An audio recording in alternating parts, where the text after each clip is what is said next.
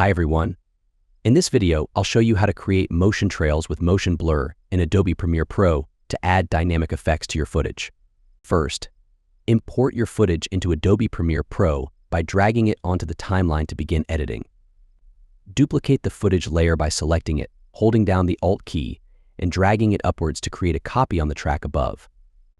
In the Effects panel, search for the Transform effect. Drag and drop the Transform effect onto the duplicate footage layer on the timeline.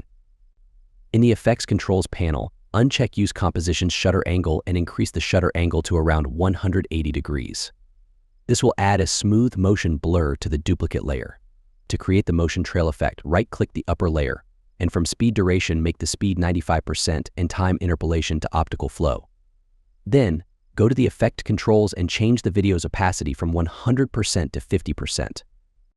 This will create the appearance of a trail following the movement in your footage. Then, choose the point of the video that you want the effect to begin. Cut the video from the start and end points of the effect.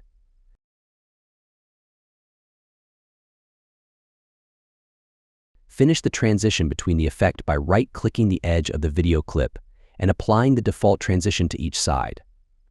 Once you're satisfied with the motion trails and motion blur effect, render your timeline to see the final result in real time. Then, export your video with the desired settings. And that's how you create motion trails with motion blur in Adobe Premiere Pro.